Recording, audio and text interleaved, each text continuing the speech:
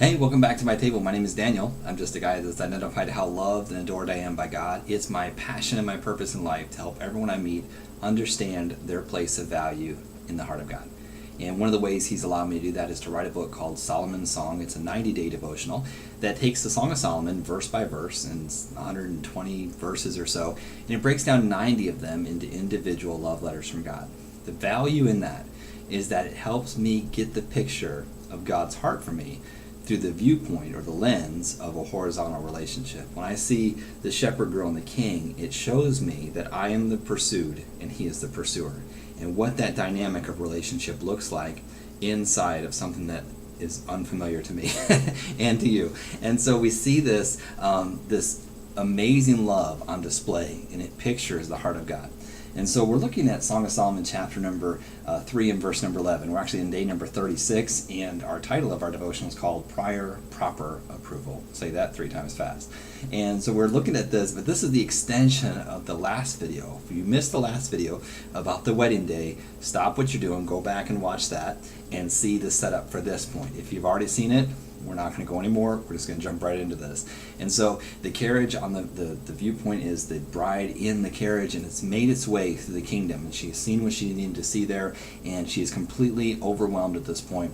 And so the carriage rolls to a stop in front of the palace, and as it rolls in front of the palace, the footmen come down off the carriage. They open the door, they pull down the step, and they wait to bring her down. And she takes that step, and before she steps out of the carriage, she is at the door. She is filled with emotion, and she is taking the last breath she is going to take this side of the carriage door of being the single person, and she's now going to take the breath of being the bride. The next breath she takes, she'll be outside the carriage, and her hand will be in the hand of her king and her groom, and he's going to escort her up into the palace for their wedding. This is an amazing picture to me of life. We talked in the last video about the carriage ride, and so it's not, God didn't allow you to meet him and then take you straight to heaven. That wasn't the goal of this life. He's saying, I'm going to let you enjoy this thing, and I want to show you what I've given you. I want to show you what I've made for you. And I want you to see it through the lens now of royalty, and see it through the lens of someone that's valued by me, and enjoy this thing. And that moment where we breathe our last breath on this side of eternity is that moment in the carriage. It's that last breath you take before you step into your new breath, that new life, that new body. You step into that new heavenly realm, that kingdom.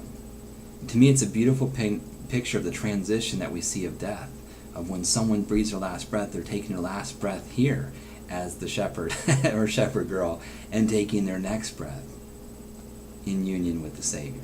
It's awesome to me.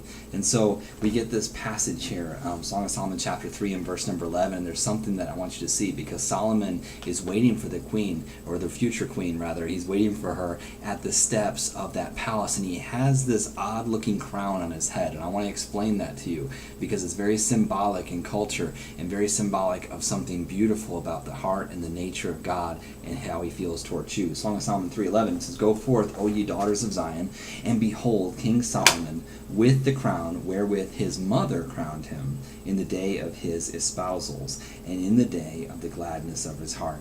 There was 2 crowns that every king would receive in their lifetime.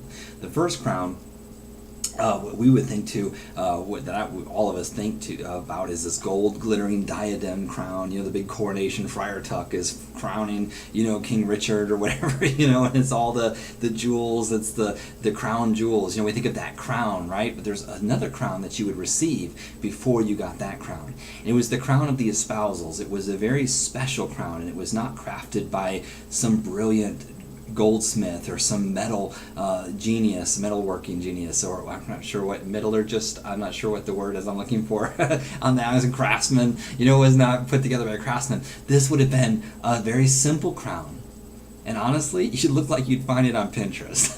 You know, it was made out of brambles. It was made out of like a thicket. It was just a crown of vines that were twisted together, and they were wound into a wreath type crown, fashioned to a homemade crown, and they were presented to the king. It was called the crown of espousals, and the crown, the king's mother would give that to him, and it was something that he wore on the day that he took his bride. And what it signified was that mom and dad now see this person as someone who is able to take a bride.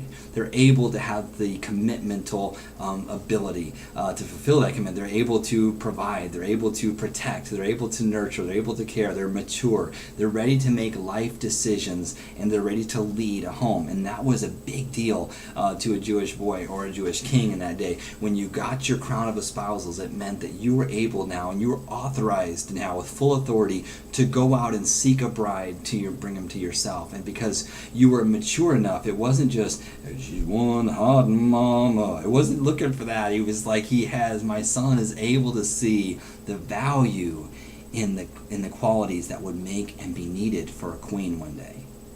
You think about that for a minute. That means that this hormone-driven guy has the ability to look past the surface and the shell and look past the part of us that fades and falls away, and to see the value and qualities within someone that would be an amazing addition to that kingdom in the role of queen. That would be someone that has the qualities that's going to pass those on to a prince and to a princess.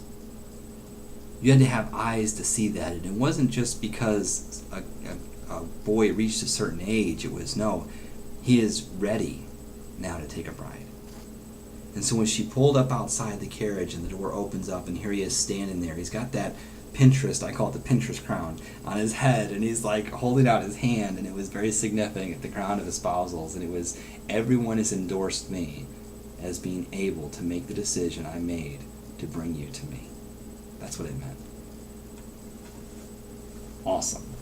The crown was important because the crown of espousals meant the soon-to-be king was deemed mature enough to select a bride who would one day be his queen. Now look at the symbolism in that picture for a minute. The crown of thorns was given to Jesus to wear by mankind. It was made of thorns and vines and thistles and fashioned into a small, crude crown. In one of the other videos, I had Crown of Thorns, one of the earlier couple of videos, and I showed you this replica of the Crown of Thorns, and I wish I would have it right now because it would be perfect to show you. I want you to imagine that crown of thorns that they put on the bride at the brow of Christ. It was mankind that gave him that crown. The mother of the king represents mankind. It was Mary that brought him in. It was that mankind is what gave Christ the crown of espousals to wear, to say, you are ready now to bear this to Calvary. You're ready now to be the person, then be the Savior that you were sent here to be. Way back in the Nativity, when it was announced, his name shall be Emmanuel, God with us. You are now ready. You've been deemed ready to be able to take upon you the responsibilities and the role of protector and provider. You've been given that crown to wear. Awesome. Mankind presented him with the crown of espousals and announced him ready to take his bride. His sinless life, death on the cross, and resurrection on the third day proved him worthy to redeem his bride. He will return to claim his bride in his rightful title, King of Kings. I love that. I love that crown of espousals. And by the way, if you're wondering what I'm reading from, this is the book we're actually teaching out of. This is a Solomon Song. It is a 21 or 90-day devotional guide to teach for teachers or whatnot. And so, but that's what happened. He says, man, I got the crown of espousals. And we look at this picture of Christ on the cross, and he didn't come to earth as the king. He came to earth as the lamb, and he says he's coming back as the lion to claim his bride with the king, with the crown. But right then, when he came to prove himself worthy to us, he had the crown of espousals. I love the symbol here. So let me ask you a question. How does it make you feel to know that your king has been made worthy to claim you? How does that make you feel? So if that makes you think about that for a minute, and I want you to think about this question. What can you do ever that could cancel the claim of the king on you? What can you do? Man, I've grown up in church and I've heard some wild, crazy stuff about things that you could do to make God not love you anymore, or not want to use you, or to step away from you. What is it you could do to cancel the claim of the king on you? I'm just going to answer that question for you. Nothing. Nothing. You can do nothing. There's nothing you can ever do that would undo what God did for you to make you his. Nothing you can ever do that would undo the blood of Christ on the cross. Nothing you could ever do that would undo the fact that Christ was given the right to claim you when he put himself on the cross for you, when he held on to the nails, when he endured the shame, when he took upon himself the sins of you and the sins of me. That gave him the right, and he stands ready to claim his bride. The resurrection, the rapture, all of that is a beautiful picture of the carriage stopping, whether by death or him coming back. It's that moment where you take that last breath and you step into union with the King of Kings. Awesome picture. I love today's devotional. Now, we're going to jump here. After he has taken her into, she's thinking back about the wedding, and then she starts to think about it, and then he speaks to her. And he speaks to her about her eyes, and he's going to talk about her eyes quite a few times. He speaks about those for a very specific reason, and I want to address that next time we get together. And you will change the way maybe you look up whenever you think about God after you see the next video. It's going to change you. It's going to change some aspects of your heart towards the way God sees your eyes, and it's awesome to me. I can't wait to show it to you. Thanks for being with me today. Hope you have a fantastic day, and we'll talk to you next time. Bye-bye.